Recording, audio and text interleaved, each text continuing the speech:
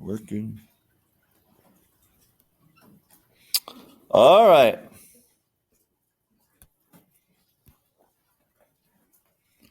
How many triangles do you see? Go. There's a lot of them.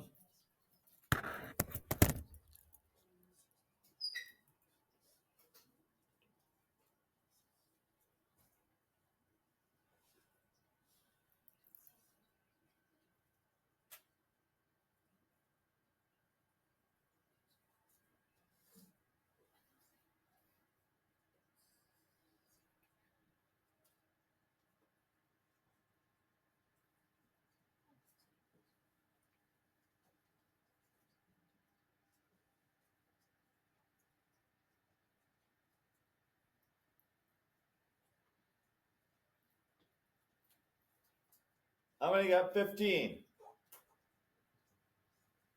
That's not enough. That's just the original ones. That's the original ones. Okay?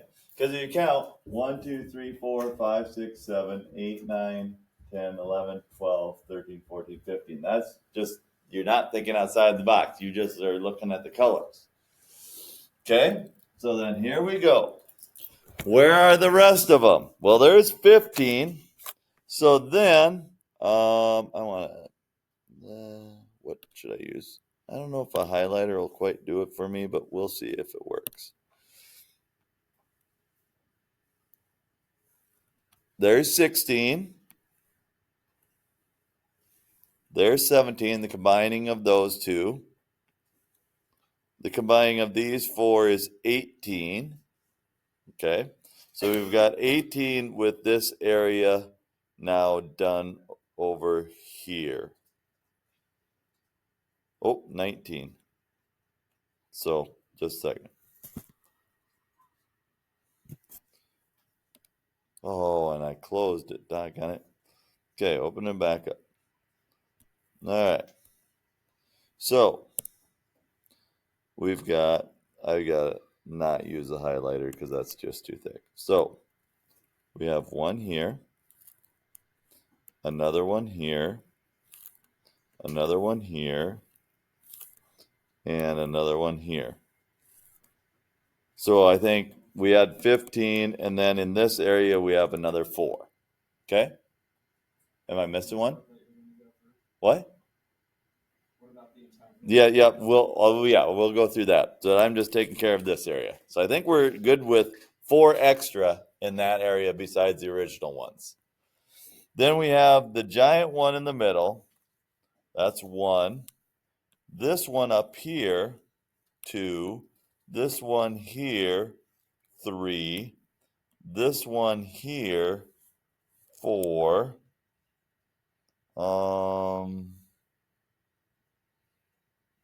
Might be just 4 in the middle, 4 extras in the middle.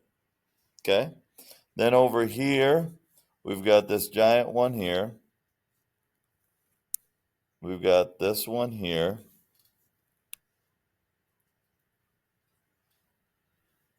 So, and then, oh, there's one more here. So I think there's just 3. There's one more. The yellow and the blue.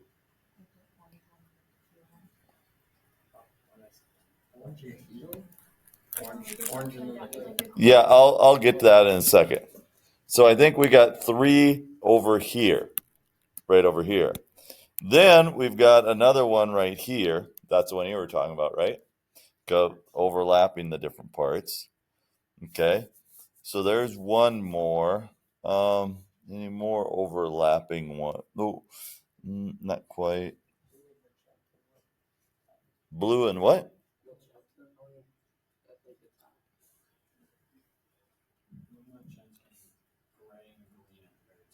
Oh, this one. One like that, and then one like that. So there's 2 more there. Then just the magenta and the blue. Wow. So then we got 4 just afterwards of all this. So we're at 30 of them.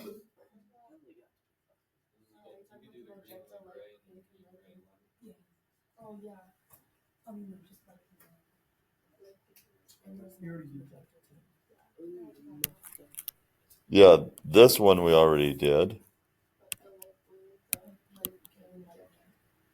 Light blue, light pink. Oh, this one? I don't think we did that one, no. We did? I think we did this. Whoop. Stop. I think we did this one here. I don't remember doing this one here. So that now we're at 31. So, overlapping triangles. What this does is shows you there's more than what you first see. Okay, and so we're going to look at overlapping parts and how they work with each other. Okay, so figure ABCD is a parallelogram with diagonals AC and BD. List the corresponding sides that we have for triangle BAD and triangle DCB. So what we should do is BAD and DCB is we could, well, I guess we're fine with the way they're drawn here.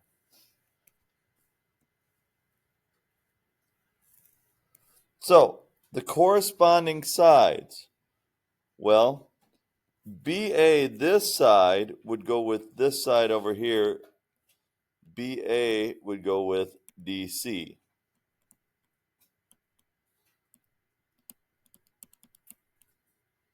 Okay. And then the top of BC goes with the bottom of AD.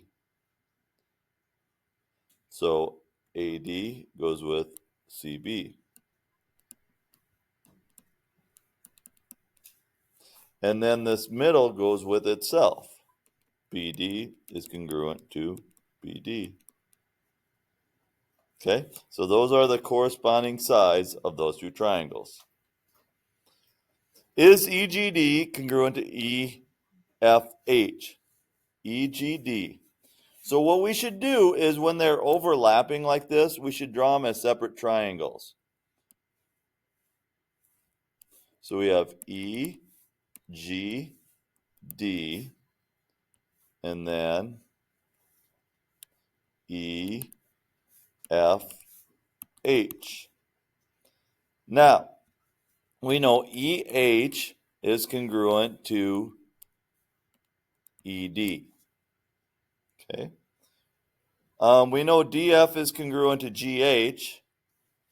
And then FG would be congruent to itself, right? So if we add DF and FG together, we get DG. And if we add FG and GH together, we get FH. So DG and FH must be congruent because these two, which are congruent, are added up to these two, which are congruent. So that has to be congruent. Okay. Now we just have to figure out if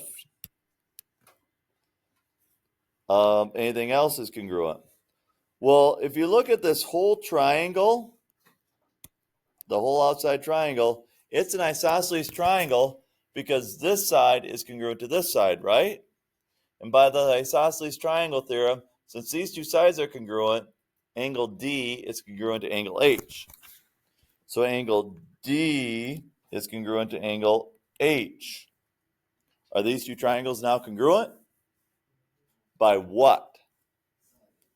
Side, angle, side. These two triangles are congruent by side, angle, side. So is EGD, this angle, congruent to EFH, this angle? Well, EGD, this angle, is congruent to EFH, this angle, because you have two congruent triangles, and since the triangles are congruent by SAS, then by CPCTC, those angles are congruent. Okay, so there you go. All right, most of your problems won't be proofs. Most of your problems will just be basic what's overlapping, what are congruent today. But we're supposed to write a proof that shows that BFE, this triangle right here, is congruent to CEF, this triangle right here. Okay? Now, we only know this triangle out here and this triangle, these things out here are congruent to each other. So, we have to somehow get to BFE and CEF. Okay? So, if AB is congruent to DC and AF is congruent to DE and angle A is congruent to angle D, what does that tell me? Those are my givens. And since we have these three congruent to these three, I know that triangle ABF is congruent to what triangle? If I go ABF over here, then it's congruent to DCE over here. Okay? So then what I can say is, in step number 3, side BF is congruent to what side? This side here is congruent to what side? CE.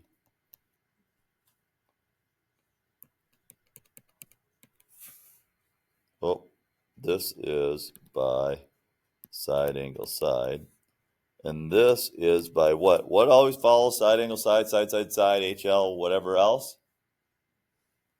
C, P, C, T, C. So I want in the end to get B, F, E congruent to C, E, F. C, E, F. And I know right now that BF is congruent to CE. Okay? Now, I need to know a couple other things so I can prove them congruent. What about FE and FE? Well, they're the same thing, right? So FE is congruent to FE by the reflexive property. So now I have two sides. If I would know the third side, which I don't, I could make it work. Or if I would know the angle in between them, if I know angle E is congruent to angle F. Well, because I know angle AFB is congruent to angle, actually I could put it up into, let me go up here. Angle AFB is congruent to angle DEC. This angle here is congruent to this angle here by CPCTC because they're parts of these two congruent triangles. Now, a straight line's 180, right? And so if this angle is congruent to this angle, its supplement is going to be congruent to its supplement. So angle BFE is congruent to angle, so if we went BFE, I got to go angle CEF. Those are congruent because their supplements are congruent to each other. And we learned this way back in chapter 1 or 2, is the congruent supplements theorem. So then in step 6, I can say triangle BFE is congruent to triangle CEF because I know this angle is congruent to this angle. So I have side, angle, side. Side, angle, side. Okay. Now, you'll have more problems like this than you will anything else. So if we look at this, ACD. So if I'm going to talk about ACD being congruent to ECB, what I'm going to do is draw triangles that look like them. So this is CBE, and this is ADC.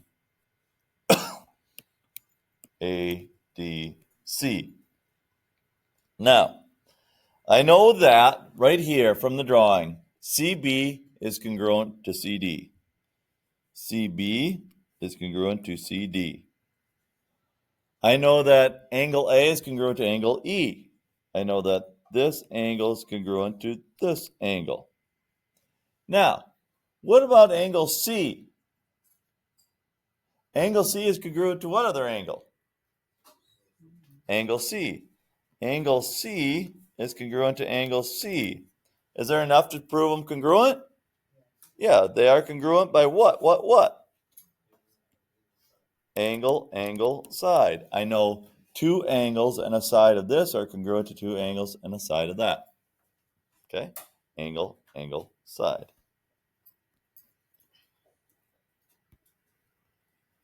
A city runs 3 triangular bus routes to various attractions. How can you draw a separate triangle for each route? Are there any routes that are the same length? Okay? So, what I'll do is I'll take the green one here. The green one looks like this. So the green is a right triangle like that. Okay. And its lengths are 1.2 plus 0.9, which is 2.1. Its length here, I don't know off the top of my head. This one's 2.1 and 1.4, which is 3.5. And we don't know this one. Okay. The red one kind of goes like that with a right angle here. This one has a right angle, so red. So the red one has 2.1 on this side. We don't know this one here, but going down, I have 1.2, 0.9, and 1.1 and 0.3. So this is 1.4. This is 2.1. 1.4 plus 2.1 is 3.5.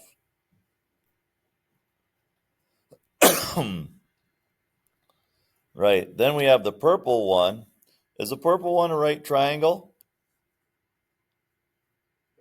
No. So the purple one can't be the same as these two. But notice, why are the green and the red one congruent? By these pictures, why are the green and red congruent? Chris? HL. Because the hypotenuse in each is 3.5, a leg in each is 2.1. So the green and the red are congruent by hypotenuse leg. So if they're congruent, then whatever this side is the same as this side, and the green and red are the same. They're the same length. So overlapping triangles. There's a lot of sides and a lot of angles that overlap. Most of the problems that you'll see are like this. What is overlapping? That's the same. Well, C is congruent to C in this case. Okay? So I will give you the assignment. You can get started before lunch. You'll have all of after lunch to work on it. So we are second bell for lunch. So there you go. I will put it out.